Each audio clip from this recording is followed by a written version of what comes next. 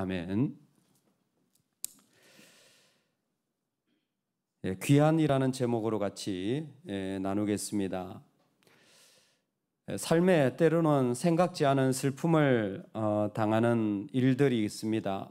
이와 같이 아들이 죽었다고 한다면 정말 쉽지 않은 자리일 거라 생각합니다. 예전에 제가 섬겼던 교회 인근에 목사님께서 정말 귀한 아이를 두셨는데 그 아이가 참 뛰어났는데 사고로 아이가 먼저 하나님 품에 가고 그 목사님이 그 일들을 가끔씩 이렇게 나누시는 이야기를 들었습니다. 그런데 의외로 그분이 말씀하시길 내가 그런 슬픔을 당했다 생각했는데 주위에 이렇게 보니까 자녀를 먼저 떠나보낸 가정들이 참 많더라라는 것입니다. 근데 그분들에게 누구도 위로가 안 되는데 본인의 말은 위로가 되더라. 그때부터 이게 나의 또 다른 부르심이구나라는 그런 생각을 했다는 이야기를 기억하고 있습니다.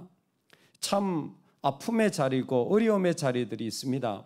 그런데 하나님은 우리를 그곳으로 다시 돌아오게 하세요. 우리가 있어야 될 자리로 돌아오게 하십니다. 할렐루야. 여러분, 우리가 하나님 앞에 담대하게 서야 될 자리, 그 자리로 걸어 들어갈 수 있기를 간절히 소망합니다. 우리는 자꾸 그냥 방에만 앉아 있으려고 해요. 우리는 자꾸 그냥 내 모습으로만 앉아 있으려고 해요. 내 몸이 안 좋으니까, 나는 상황이 안 좋으니까, 나는 이런 일이 있으니까. 근데 하나님은 뭐라고 하시냐면 아니야. 내가 부르는 자리에 있어야 돼. 내가 부르는 자리에 있어야 돼. 내가 필요로 한 자리에 있어야 돼. 할렐루야. 그게 귀한이에요. 귀한의 첫 번째가 무엇이냐면 이 자기 연민을 떨치는 겁니다. 자기 연민을 떨쳐야 돼요.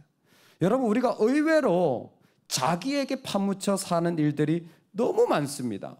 사실 세상에서 누가 제일 불쌍하냐면 내가 제일 불쌍해요.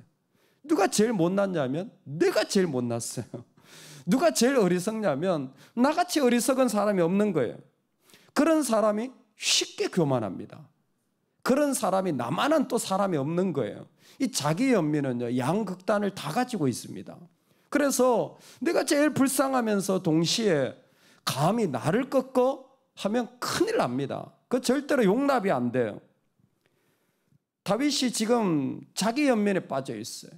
당연한 겁니다. 누가 봐도 아들이 죽었는데 그 슬픔에 또다시 한번 내 아들아, 내 아들아, 내 아들 압살롬아 하는 것이 사실 인지상정 아닙니까? 어떻게 보면 너무 당연한 일을 하고 있습니다. 그런데 믿음의 사람들은 이 부분을 구별해야 돼요. 여러분, 압살롬이 다윗을 이기지 못했습니다. 그런데 다윗이 다윗을 지게 만들 수는 있어요. 압살롬이 다윗을 패배시킬 수는 없지만 다윗이 다윗을 패배시킬 수는 있다라는 것입니다. 다른 사람이 나를 힘들게 하는 게 아니에요. 상황이 힘들게 하는 게 아니에요. 사실은 내가 내 자신을 계속 불쌍하게 여기는 이 연민에 빠져서 도무지 헤어나지 못하게 만들 수도 있다라는 것입니다. 자기 슬픔에 빠지자 그 왕의 슬픔이 모든 백성들에게 전달되어서 백성들도 슬퍼하게 되어지는 자리에 이르게 되었습니다. 왕이 아들을 잃었으니 당연히 백성들도 슬퍼하는 것이야 같이 슬퍼하는 것이 좋지 않습니까? 그런데 이런 일도 일어나요. 그날의 백성들이 싸움에 쫓겨 부끄러워 도망함같이 가만히 성읍으로 들어가니라. 아멘. 기껏 압살롬과 전쟁에서 그 전쟁을 이긴 병사들이요, 너무 사람들이 슬퍼하니까 우리가 이게 뭐 잘못했나 보다. 열심히 전쟁했는데 최선을 다해서 했는데 뭔가 내가 잘못했나 보다. 그리고 이 사람들이 어떻게 하냐면 몰래 성읍으로 들어오는 거예요. 뭐 환영은커녕 뭐 수고했다는 격려는커녕 몰래 들어오는 거예요. 뭐예요? 또 다른 상처와 또 다른 눈치와 또 다른 아픔이 일어나는 거예요. 언제? 우리가 우리에게 빠져 있을 때. 여러분, 우리가 우리에게 빠져 있을 때 생각지 않게요, 자녀들이 삐뚤어집니다. 내가 내 자리에 계속 앉아 있으면 여러분, 주변에 있는 사람들이요, 사실은 다 도망가요. 내가 그렇게 하려고 한 게 아닌데, 나는 내가 힘들어서 그랬는데. 자기 연민에서 나오시기 바랍니다. 자기 슬픔을 멈추시기 바랍니다. 자기를 불쌍히 여기는 걸 그만하시기 바랍니다.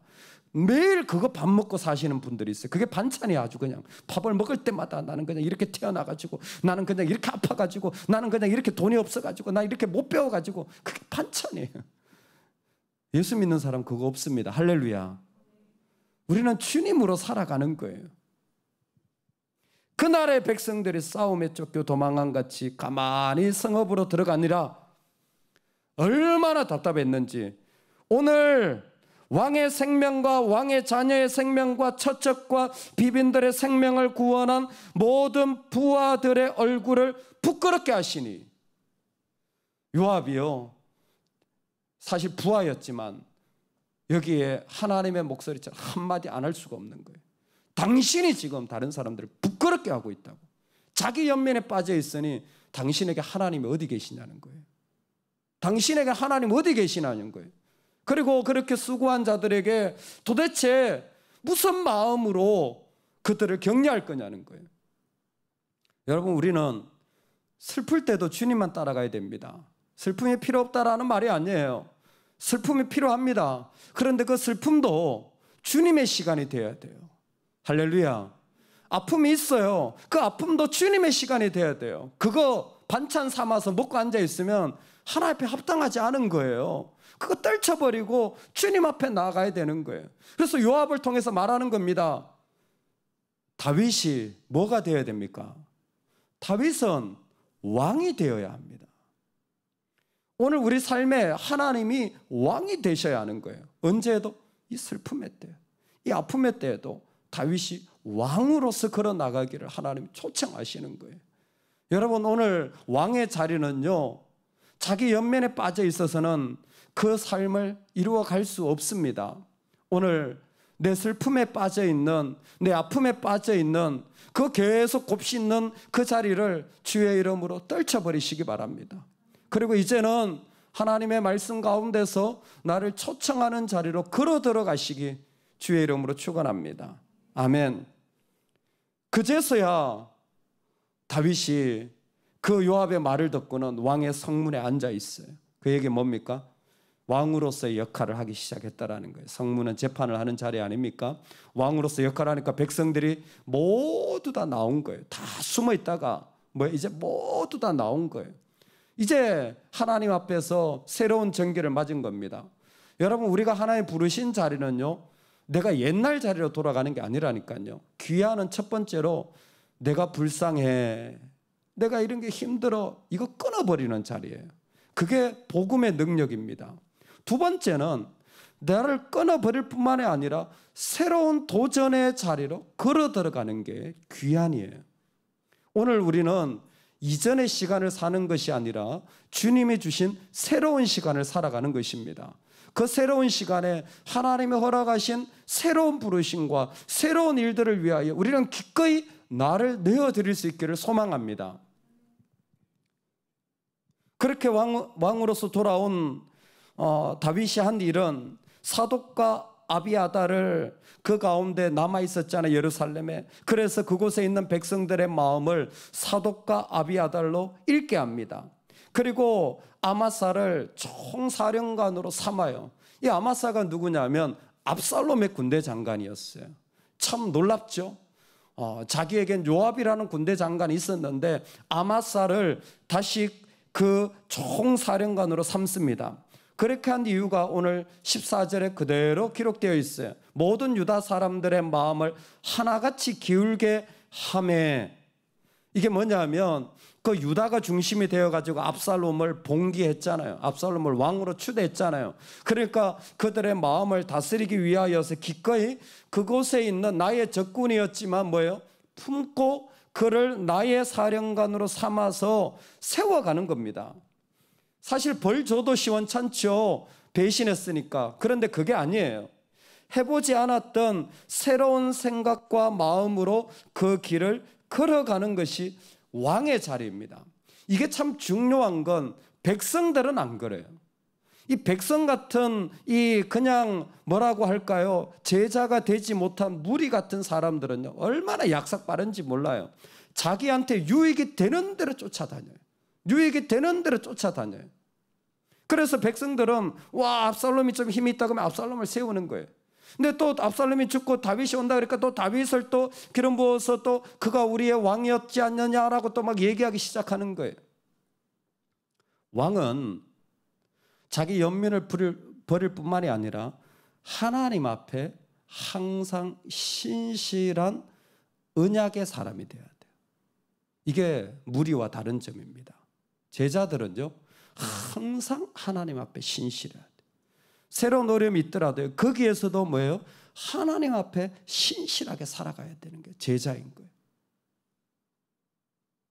미국으로 이민을 간 한 성도님이 그곳에 있는 목사님과 나눈 이야기를 적은 것을 읽었습니다. 새로운 교회 성도가 왔는데, 이민교회 목사님이 성도가 왔는데 자기를 소개를 하는 거예요. 나는 한국에 있을 때 어느 교회에서 제자 훈련을 받았고, 어디에서 1:1 훈련을 받았고, 어디에서 전도 폭발을 받았고, 어디에서 뭐 스데반 뭐 새가족 훈련을 받았고, 여기에도 그런 거 합니까? 우리는 그런 거 없는데요. 이민교회는 아무래도 분위기가 좀 다르죠. 그리고 그런 게 없어요, 별로.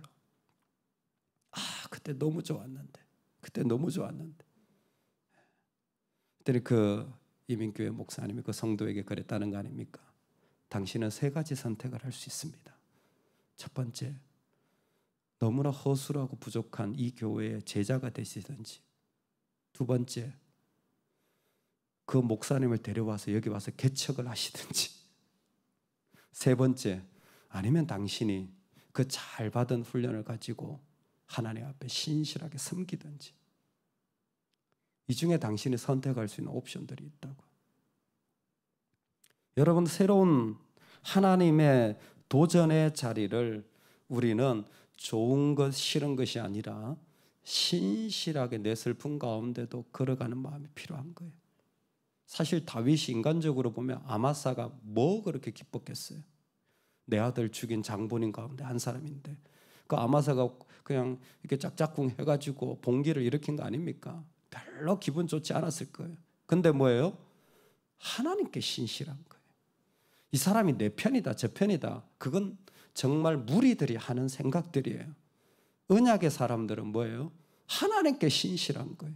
내 하나님이 기뻐하시면, 내 하나님이 원하시면, 그게 내가 청소를 하는 일이든, 그게 내가 여기에서 전도질 한 잔 나누는 일이든, 그게 밥을 하는 일이든, 어떤 일이든 하나님이 기뻐하시면 그 일을 하는 것이 내 삶의 일이에요. 사실 이스라엘 가운데서 얼마나 쉽지 않은 자리인지 모릅니다. 이 신실함은요, 모든 사람들이 다 기뻐하는 게 아니에요. 하나님께 신실하면요, 인간적으로 평가하는 사람은 그것보다 더 불편한 게 없어요. 그것보다 더 힘든 게 없어요. 대표적으로 요압입니다. 요압은요, 다윗의 오른팔이었잖아요. 군대 장관이었잖아요. 얼마나 충성을 했습니까? 심지어 압살롬까지 자기가 다 무찔렀지 않았습니까? 근데 총사령관으로 갑자기 적군의 그 지휘관을 데려다 놓으니까 이 자존심 상한 군인이 얼마나 힘들겠습니까? 그게 우리 모습이 되지 않기를 소망합니다. 어떤 자리에서도 기꺼이 하나님 앞에 신실하게 걸어 나가는 사람이 오늘 새롭게 부름을 받아 걸어 나가는 자입니다. 무엇이 신실합니까? 왕의 순종입니다. 하나님 앞에 순종하는 것이 왕의 모습이었습니다. 그리고 오늘 우리가 하나님께 그렇게 순종할 수 있기를 소망합니다. 그래서 하나님은 요압을 통해서 다윗에게 말씀하신 거예요. 그리고 그 순간 쉽게 지나쳤지 모르겠지만 다윗은 그 요압에게 순종했던 거예요. 그 슬픔에 빠져 있을 때 당신이 거기에 빠져 있다고 하는 이 한마디 말, 거기에 순종함으로 하나님 앞에 순종하는 사람이 되어진 겁니다. 사실 오늘 우리의 마음에 하나님 앞에 나아가는 삶의 자리가 있다면 이 두 가지를 꼭 기억하시면 좋겠어요.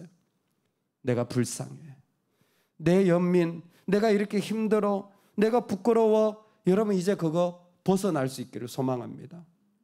동시에 오늘 하나님의 이름으로 새롭게 도전되어지는 자리 기꺼이 믿음으로 순종하시기 바랍니다. 하나님 한 분만 붙잡고 걸어 나간다면 그 자리들이 하나님이 세우시는 새로운 하나님의 백성들이 일어나는 자리가 될 줄로 믿습니다. 오늘 그 은혜가 우리에게 있기를 주의 이름으로 축원합니다.